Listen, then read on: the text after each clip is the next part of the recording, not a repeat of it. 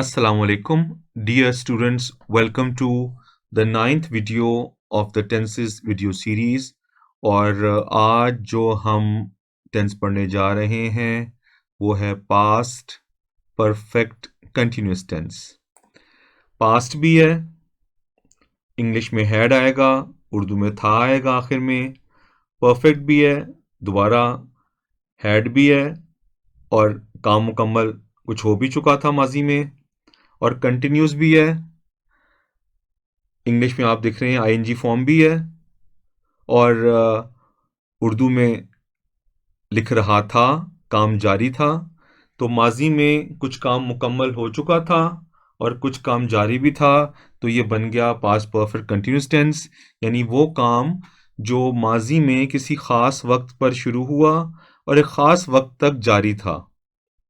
तो अपनी आसान ज़बान में कुछ मुकम्मल हो भी चुका था और कुछ जारी भी था, यानी मुकम्मल भी हो चुका था और जारी भी था।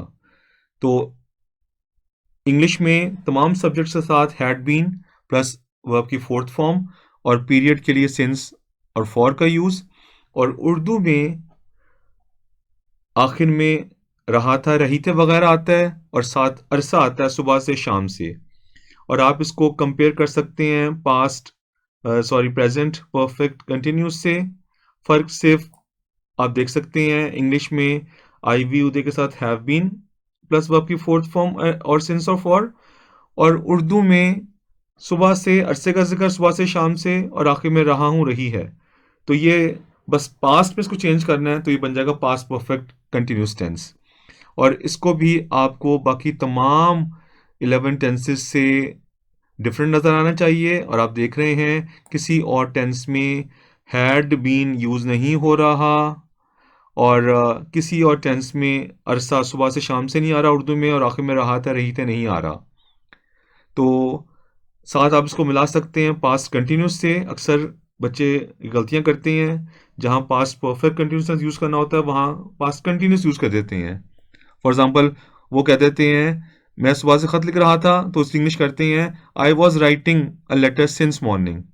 तो जहाँ सुबह से शाम से सिंस फॉर आ जाए तो वहाँ फिर was were plus fourth form नहीं आता, वहाँ had been plus fourth form आता है। तो आपको इसको बाकी तमाम टेंसेस से कंपेयर करना भी आना चाहिए। अभी हमने बताया है, बिल्कुल अलग नज़र आ रहा है ये। और फिर आपने इसकी प्रैक्टिस भी करनी है तमाम एक्टिविटीज़ एक्सरसाइजेस की। तो इंशाल्लाह ताला by the end of this video आप इसमें एक्सपर्ट हो जाएंगे। इसकी फर्दर यूज़ देखते हैं और एग्जांपल बताने से पहले मैं आपको थोड़ा सा समझाता हूँ। ये जो भी पीछे हमने देखा है वही चीज़ आप इस वक्त प्रेजेंट में हैं और आप बात कर रहे हैं कि पास्ट में 1942 में काम शुरू हुआ और फिर वो 47 तक जारी रहा। तो इसकी मिसाल आप ये ले सकते हैं, When Pakistan came into being in 1947, my grandfather had been teaching in a school for 5 years. अब पाकिस्तान 1947 में बना तो ग्रैंडफादर को जॉब करते हुए एक स्कूल में 5 साल हो चुके थे। तो 5 साल पीछे कर लें तो यानी कि उन्होंने 1942 में पढ़ाना शुरू किया था एक स्कूल में और 1947 में जब पाकिस्तान बना तो उन्हें उस स्कूल में पढ़ाते हुए 5 साल हो चुके थे। ठीक है, तो इसको हम ट्रांसलेट करेंगे। When Pakistan came into being in 1947, जब पाकिस्तान 1947 में वजूद में आया बना, my grandfather had been teaching in a school for 5 years। तो मेरे दादा को एक स्कूल में पढ़ाते हुए 5 साल हो चुके थे। तो 1942 में शुरू किया और 1947 में जब 5 साल हो गए तो हमने क्या कहा कि उन्हें 1947 में पढ़ाते हुए 5 साल हो चुके थे। या दूसरे अल्फाज में हम जो ट्रांसलेट करेंगे, उनको 1947 में 5 साल से एक स्कूल में पढ़ा रहे थे। दूसरा example, it was now 11 o'clock, 11 बज चुके थे, and she had been cooking food for 2 hours, और उसे खाना पकाते हुए 2 घंटे हो चुके थे। उसको ट्रांसलेट करेंगे, she had been cooking food for 2 hours, वो 2 घंटे से खाना बना रही थी। तो आपने देखा कि आप अपनी आसानी के लिए इसमें परफेक्ट टेंस और कंटिन्यूस दोनों शामिल कर सकते हैं। यानी she had been cooking food for 2 आवर्स, इसकी असल ट्रांसलेशन तो होगी कि वो 2 घंटे से खाना पका रही थी, लेकिन आप ये भी कह सकते हैं उसे खाना पकाते हुए 2 घंटे गुजर चुके थे। तो इस तरह आप इस टेंस को बआसानी समझ सकते हैं कि एक काम पास्ट में शुरू हुआ और एक खास अरसे तक वो जारी था।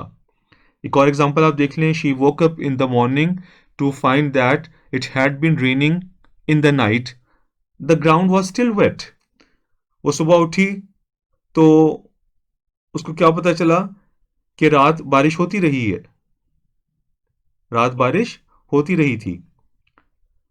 अब अरसे का जिक्र नहीं कब शुरू हुई और कब खत्म हुई, लेकिन एक खास अरसे पे शुरू हुई, खास अरसे तक जारी रही, यानी बारिश होती रही थी। और इसका एविडेंस क्या था? The ground was still wet, ground अभी भी गीला था। तो वो काम जो आपने माजी में खास वक्त पे शुरू किए और एक खास वक्त तक जारी थे, उसको हम कहते हैं past perfect continuous tense. English में सबके साथ हैड बीन और वर्ब की fourth form plus sense for, और उर्दू में आखिर में रहा था, रही थे वगैरह, और पीरियड आ जाता है 2 साल से 3 साल से 4 साल से। तो पीछे हम प्रेजेंट परफेक्ट कंटिन्यूस टेंस में वीडियो नंबर 5 में पढ़ चुके हैं कि ज़रूरी नहीं कि इंग्लिश में अरसे का जिक्र हो। आप ये भी सुन सकते हैं, in 1947 my grandfather had been doing a job in a school for 5 years। एक तो ये पढ़ा, तो हो सकता है आपको ये भी सुनना मिले, in 1947 my grandfather had been doing a job in a school.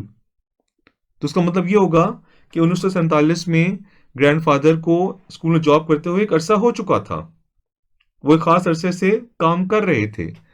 तो हो सकता है आपको इंग्लिश में had been plus fourth form period के बगैर भी नजर आए, फॉर सेंस ना नजर आए, तो वहां आपने समझ लेना है कि राइटर या स्पीकर का मतलब है कि वो काम माजी में कुछ अरसे से हो रहा था, एक खास अरसे से हो रहा था और जारी था। तो सेम सिक्स सेंटेंस पैटर्न, पहला पेयर डिक्लेरेटिव सब्जेक्ट से शुरू होगा, फुल स्टॉप पे खत्म होगा। दूसरा yes no question, helping verb had से शुरू होगा, क्वेश्चन मार्क पे खत्म होगा। और तीसरा W H question, W H word से शुरू होगा, उसके बाद हेल्पिंग वर्ब आएगा, फिर सब्जेक्ट, और फिर बाकी सेंटेंस, और आखिर में क्वेश्चन मार्क।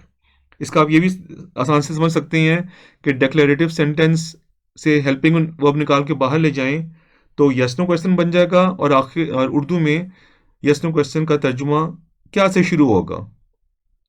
और यस नो क्वेश्चन से पहले डब्ल्यू एच वर्ड लगा देंगे तो वो डब्ल्यू एच क्वेश्चन बन जाएगा। और ये वही तरीका है जो आपने वीडियो नंबर 2 से शुरू किया प्रेजेंट सिंपल टेंस से, और बाकी आगे आने वाली तमाम वीडियोस में ये होता रहा, और आगे भी टेंसेस के एंड तक, सीरीज तक यही सिलसिला आप सीखते रहेंगे और प्रैक्टिस करते रहेंगे। तो एक बार अगर आपने शुरू में प्रेजेंट सिंपल टेंस में इसकी प्रैक्टिस कर ली होगी तो बाकी में बनाना बहुत आसान होगा। वर्ड ऑर्डर यही रहता है, सिर्फ हेल्पिंग वर्ब्स और फॉर्म्स ऑफ वर्ब्स चेंज होते रहते हैं। तो आखिरी बात ये बड़ी इंपॉर्टेंट चीज़ कि प्रेजेंट कंटिन्यूस टेंस में आपने डिटेल पढ़ा था कि नॉन प्रोग्रेसिव वर्ब्स क्या होते हैं। ये वो वर्ब्स होते हैं जो आईएनजी फॉर्म में इस्तेमाल नहीं हो सकते, और जब भी हमने इनका मीनिंग देना हो या आईएनजी में मीनिंग में यूज़ करना हो तो इसके लिए या तो हम प्रेजेंट कंटिन्यूस में प्रेजेंट सिंपल यूज़ करते हैं, और प्रेजेंट परफेक्ट कंटिन्यूस टेंस में प्रेजेंट परफेक्ट यूज़ करते हैं, या कुड प्लस फर्स्ट फॉर्म। वो आप इनकी वीडियोस भी देख सकते हैं, दोबारा जाकर अच्छी तरह समझ सकते हैं। और अगर ये पास्ट कंटिन्यूस में यूज़ हो रहे हों तो वहाँ फिर हम पास्ट सिंपल यूज़ करते हैं, या कुड प्लस फर्स्ट फॉर्म। तो यहाँ भी आप देख सकते हैं कि ये इसी तरह इन tense past perfect continuous tense में भी हम प्रोग्रेसिव फॉर्म को यूज़ नहीं कर सकते। एक आखिरी चीज़ स्ट्रक्चर के बारे में कि हम हर वर्ब को, हर एक्शन वर्ब को आईएनजी फॉर्म में इस्तेमाल नहीं कर सकते। कुछ ख़ास वर्ब्स होते हैं जिनको हम आईएनजी फॉर्म में इस्तेमाल नहीं कर सकते, उनको हम कहते हैं नॉन प्रोग्रेसिव वर्ब्स। और ये कॉन्सेप्ट और ये रूल आप video number 3 present continuous tense में इन डिटेल पढ़ चुके हैं। अगर आपने पिछली वीडियोस नहीं देखी तो आप वो सारी देखें और इस रूल को समझने के लिए प्रेजेंट कंटिन्यूअस टेंस को गौर से देखें। उसमें ये रूल तफसील से इन डिटेल समझाया गया है। तो यहाँ भी पास्ट परफेक्ट कंटिन्यूअस टेंस में भी आप नॉन प्रोग्रेसिव वर्ब्स को आईएनजी फॉर्म में इस्तेमाल नहीं कर सकते। इसकी फर्दर स्ट्रक्चर प्रैक्टिस आप देख रहे हैं, वही रूल जो आपने पिछली वीडियोस में सीखे हैं। सेंटेंस कंस्ट्रक्शन के 3 types of sentences, first pair declarative, second pair yes no question और थर्ड पेयर WH वर्ड। और आप देख सकते हैं डिक्लेरेटिव सेंटेंस से अगर हैड को बाहर निकाल दिया जाए और आखिर में क्वेश्चन मार्क लगा दिया जाए तो यस नो क्वेश्चन बन जाता है, और उससे पहले अगर WH वर्ड लगा दिया जाए तो WH वर्ड क्वेश्चन बन जाता है, WH क्वेश्चन। तो आई वी उदय, ही शेड सबके साथ हैड बीन प्लस वर्ब की फोर्थ फॉर्म और सिंस और फॉर का यूज होता है। अब हम आ जाते हैं इसकी एक्सरसाइजेस पर, और पिछली वीडियोस की तरह इस वीडियो में भी आपके लिए 15 एग्जांपल्स आपको नज़र आ रहे हैं। आप देख सकते हैं कि अगर आपने प्रेजेंट परफेक्ट कंटिन्यूअस टेंस की वीडियो को देखा हो तो सिंस और फॉर के वही रूल्स यूज़ होंगे जो आपने प्रेजेंट परफेक्ट कंटिन्यूअस टेंस में सीखे थे। बस यहाँ पे पास्ट आ जाएगा, हैड बीन होगा और वर्ब की फोर्थ फॉर्म और सिंस और फॉर उसी तरह इस्तेमाल होंगे। तो आपने अब इनकी एक्सरसाइज स्टार्ट करनी है। फर्स्ट एक्सरसाइज ट्रांसलेशन की है। आपने इन सेंटेंसेस को उर्दू में ट्रांसलेट करना है, और अगर आप ट्रांसलेट करना नहीं चाहते, आपको ट्रांसलेशन से इंटरेस्ट नहीं है, तो आप इनको गौर से देखकर इनकी कंस्ट्रक्शन को समझ लें। तो मैं आपको 5 to 10 मिनट्स दे रहा हूँ। आप अपनी कन्वीनियंस के मुताबिक यहाँ वीडियो को पॉज करें, इसकी ट्रांसलेशन करें, और ट्रांसलेशन करने के बाद इस वीडियो को दोबारा प्ले करें, और जो ट्रांसलेशन मैं फिर आपको बताऊंगा आपने उस ट्रांसलेशन से अपने ट्रांसलेशन को मैच करके अपनी मिस्टेक्स को पॉइंट आउट करना है और करेक्ट करना है। तो आई होप आपने इन सेंटेंसेस की करेक्शन कर ली होगी। अब मैं आपको इनकी ट्रांसलेशन बताता हूँ, और फिर आपने इस ट्रांसलेशन से अपनी ट्रांसलेशन को मैच करते जाना है वन बाय वन, और जो मिस्टेक्स होंगी उन्हें अंडरलाइन कर लें और फिर उन्हें बाद में दोबारा रिपीट करें और समझने की कोशिश करें। Number 1, I had been working on that project for hours. मैं उस प्रोजेक्ट पर घंटों से काम कर रहा था। Number 2, she had been learning English for 5 years when she moved to England. जब वो इंग्लैंड मुंतकिल हुई तो उसे अंग्रेजी सीखते हुए 5 साल हो चुके थे, या इंग्लैंड मुंतकिल होते हुए या मुंतकिल होते वक्त वो 5 साल से अंग्रेजी सीख रही थी। Number 3, they had been playing football since 8 o'clock. वो 8 बजे से फुटबॉल खेल रहे थे। Number 4, he had been painting the fence since morning. वो सुबह से जंगले को पेंट कर रहा था, या सुबह से जंगले पर रंग रोगन कर रहा था। Number 5, we had been waiting for the bus for over an hour. हम 1 घंटे से ज़्यादा अरसे से बस का इंतज़ार कर रहे थे। Number 6, the chef had been cooking in the kitchen for hours. बावर्ची बावर्ची खाने में घंटों से खाना पका रहा था या बना रहा था। Number 7, you had been preparing for your test since morning. तुम सुबह से अपने टेस्ट की तैयारी कर रहे थे।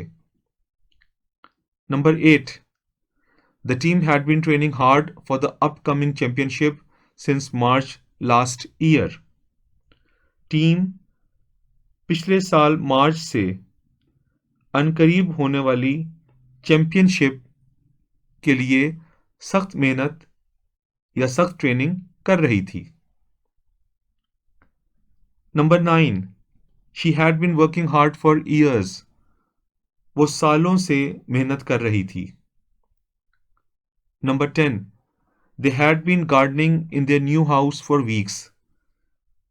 वो अपने नए घर में हफ्तों से बागबानी कर रहे थे। Number 11, I had been reading that novel for a long time. मैं एक तवील अरसे से वो नॉवल पढ़ रहा था। Number 12, they had been fixing the car for several hours. वो कई घंटों से गाड़ी की मरम्मत कर रहे थे। Number 13, we had been climbing that mountain for several days. हम उस पहाड़ पर कई दिनों से चढ़ रहे थे। Number 14, the kids had been playing in the ground. यहाँ एक वर्ड मिस हो गया है, यहाँ आपने एक वर्ड मिस हो गया है, यहाँ लिखना है इन द ग्राउंड। बच्चे अल सुबह से ग्राउंड में, मैदान में खेल रहे थे। तो मैदान लगा लें, अगर पार्क होगा तो पार्क लगा लें। तो बच्चे सुबह से पार्क में खेल रहे थे। 15, she had been designing websites for several clients for over a decade. तो ज़रूरी नहीं कि हर वर्ड की उर्दू बन सके। क्लाइंट्स को वैसे तो गाहक कहते हैं, तो यहाँ गाहक अलग अजीब लगता है, कस्टमर्स भी कह सकते हैं। तो ट्रांसलेशन का मकसद यहाँ पे आपके लिए कॉन्सेप्ट क्लियर करना है हर टेंस का। तो इसकी ट्रांसलेशन में आप क्लाइंट्स का तर्जुमा गाहक कर लें या कस्टमर्स कर लें या क्लाइंट्स ही रहने दें, तो कोई फ़र्क नहीं पड़ेगा। वो एक अशरे से भी ज़्यादा, यानी 10 साल, एक अशरे में 10 साल होते हैं, डेकेड में 10 साल होते हैं। एक अशरे से भी ज़्यादा यानी 10 साल से भी ज़्यादा अरसे से अपने कस्टमर्स के लिए, क्लाइंट्स के लिए, ग्राहकों के लिए वेबसाइट्स डिज़ाइन कर रही थी, बना रही थी। तो आपने अपनी मिस्टेक को देखना है और फिर इनको करेक्ट करना है, और अच्छी तरह समझ के फिर आपने एक्सरसाइज नंबर 2 में आना है। और एक्सरसाइज नंबर 2 में आपने इन तमाम सेंटेंसेस को नेगेटिव में कन्वर्ट करना है। नेगेटिव में कन्वर्ट करना बहुत आसान है। हेल्पिंग वर्ब हैड के बाद नॉट लगा देना है, और अगर कंट्रैक्शन लगाना है शॉर्ट फॉर्म तो हैडंट बीन आप यूज़ करेंगे। और आपको ये रूल याद होगा कि नेगेटिव बनाने के लिए हेल्पिंग वर्ब के बाद नॉट लगा देंगे, और कंट्रैक्शंस लगाने के लिए हैडंट, एन नॉट का ओ ख़त्म करके अपॉस्ट्रोफी टी साथ लगा देंगे, तो वो हैडंट बन जाएगा। आई हैड, तो पहले का है I had not been working on the project for hours. मैं घंटों से उस प्रोजेक्ट पर काम नहीं कर रहा था, और कंट्रैक्शन हो जाएगा I hadn't been working on that project for hours. मैं घंटों से उस प्रोजेक्ट पर काम नहीं कर रहा था। तो आपने दोबारा यहाँ 5 to 10 मिनट्स अपनी कन्वीनियंस के मुताबिक वीडियो पॉज करनी है, ऊपर जाना है, यहाँ पे वीडियो पॉज करें, इसको नेगेटिव में कन्वर्ट करें, और नेगेटिव में कन्वर्ट करने के बाद आपने नीचे आना है, दोबारा प्ले करना है, और अपने आंसर्स को चेक करके मैच करना है। सो आई होप कि अब आपने इन एग्जांपल्स को yes no questions both positive and negative में कन्वर्ट कर लिया होगा। तो अब आप इसको चेक करें, यहाँ पे वीडियो को पॉज करके चेक करें, और फिर हम एक्सरसाइज नंबर 4 पे जाएंगे।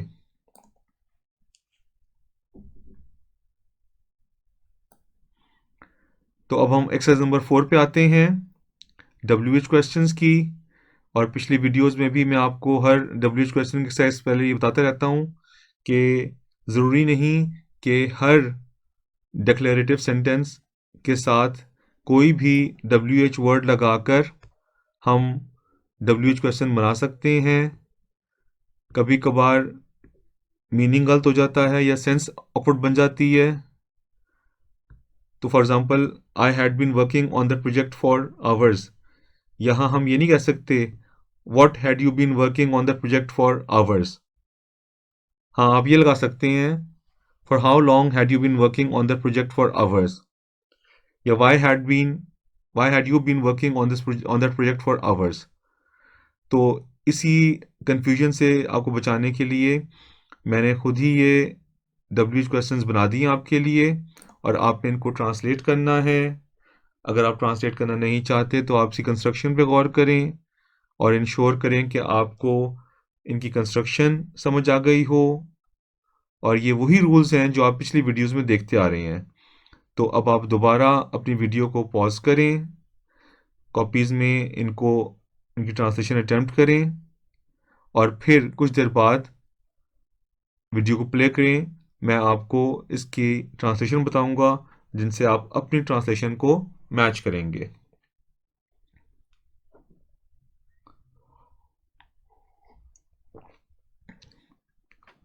तो आई होप आपने ट्रांसलेशन कर ली होगी इनकी। अब मैं आपको इनकी ट्रांसलेशन बता रहा हूँ, आपने गौर से सुनना है और अपने आंसर्स को मैच करके मार्क करना है। Number 1, why had you been working on that project for hours? तुम उस प्रोजेक्ट पर घंटों से क्यों काम कर रहे थे? Negative interrogative, why had you not been working on that project for hours, on this project for hours? तुम इस प्रोजेक्ट पर घंटों से काम क्यों नहीं कर रहे थे? Why hadn't you been working on this project for hours? तुम घंटों से इस प्रोजेक्ट पर काम क्यों नहीं कर रहे थे? तो आपको पॉजिटिव भी और नेगेटिव भी यस नो क्वेश्चन बनाना आनी चाहिए, कंट्रैक्शन के साथ भी। Number 2, how long had she been learning English before she move to England? England मुंतकिल होने से पहले वो कितने अरसे से अंग्रेजी सीख रही थी? Number 3, since when had they been playing football? वो कब से फुटबॉल खेल रहे थे? Number 4, why had he been painting the fence since morning? वो सुबह से जंगले पर रंग या पेंट क्यों कर रहा था? Number 5, how long had we been waiting for the bus? हम कितनी देर से बस का इंतजार कर रहे थे? Number 6, who had been cooking in the kitchen for hours? कौन घंटों से किचन में खाना पका रहा था? Number 7, why had you been preparing for your test since morning?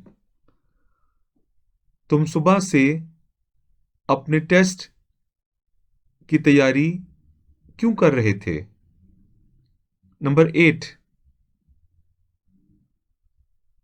Team पिछले साल मार्च से किस चीज़ की ट्रेनिंग बहुत सख्त कर रही थी?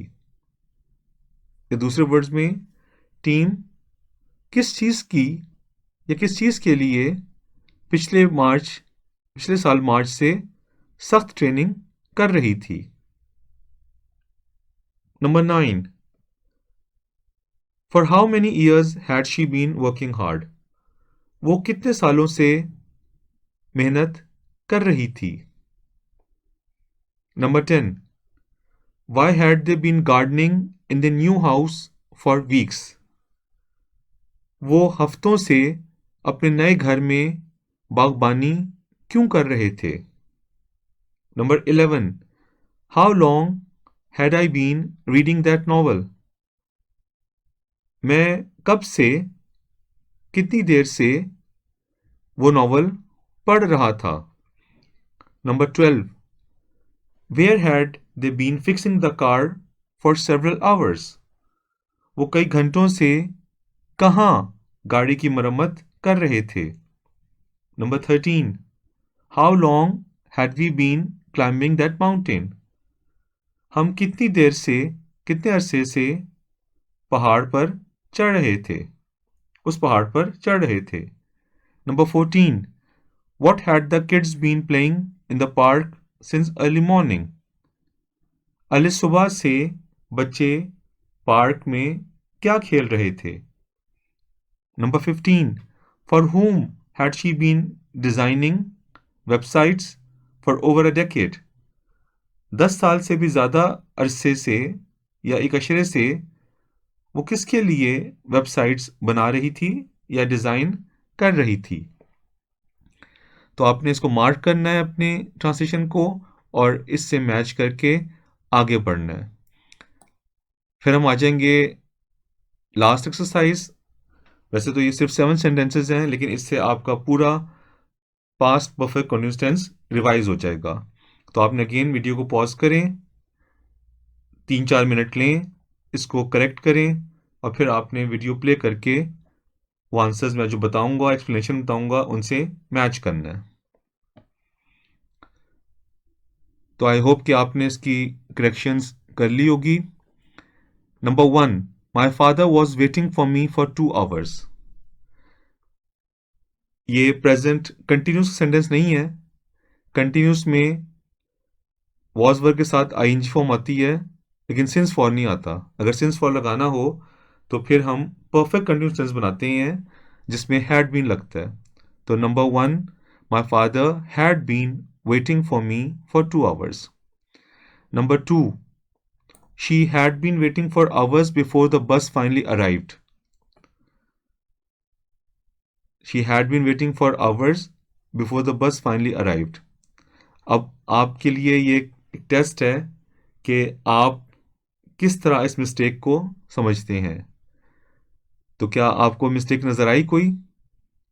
तो ये सेंटेंस ऑलरेडी करेक्ट है और आई होप कि आपको ये चीज़ मालूम हो गई होगी कि इसमें बिल्कुल सही हैड बीन यूज़ हुआ है आईएनजी फॉर्म के साथ, क्योंकि उसके बाद अरसा आ गया, पीरियड आ गया है, for hours. Number 3. They had been knowing each other for a long time before they got married. और यहाँ पे नो नॉन प्रोग्रेसिव वर्ब है. नॉन प्रोग्रेसिव वर्ब को हम इस तरह आईएनजी फॉर्म में यूज़ नहीं कर सकते. और पास्ट परफेक्ट कंटीन्यूअस टेंस में अगर आपने नॉन प्रोग्रेसिव वर्ब को आईएनजी मीनिंग देने के लिए यूज़ करना है तो हम पास्ट परफेक्ट यूज़ करते हैं, हैड प्लस थर्ड फॉर्म. तो ये हो जाएगा they had known each other for a long time before they got married. Number 4. I had been known for years before she resigned from a job. So I had been नहीं आएगा, had known आएगा. I had known her for years before she resigned from a job. Had been से sense नहीं बन रही, I had known her. Number 5. आप देख सकते हैं I had known her for years before she resigned. Number 5. We were living in the same house since 1990. तो ये वर लिविंग कंटिन्यूस टेंस है और साथ सिंस फॉर आ गया है, तो इसको हम परफेक्ट कंटिन्यूस टेंस चेंज करेंगे. वी हैड बीन लिविंग, ये सेम है जैसे नंबर 1 था. We had been living in the same house since 1980. We had been living in the same house since 1980. Number 6. Had not you been teaching in that school for 10 years? और देख के आपको mistake मालूम हो गई होगी. Had not you नहीं होता, had you not. Negative interrogative में नॉट हमेशा सब्जेक्ट के बाद आता है. तो ये हो जाएगा had you not been teaching in that school for 10 years. हाँ, अगर कंट्रैक्शन यूज करें तो ये hadn't you बन जाएगा. hadn't you been teaching in that school for 10 years. लेकिन फुल वर्ड यूज करेंगे तो नॉट हमेशा सब्जेक्ट के बाद. और नंबर 7 में why hadn't you not been doing that job for 3 months. Same इस तरह, तो हैडंट में पहले नॉट आया हुआ है तो उसके बाद नॉट नहीं लगाएंगे, नॉट रिमूव कर देंगे. Why hadn't you been doing that job for 3 months. तो आई होप कि आपको ये करेक्शन समझ आ गई होंगी।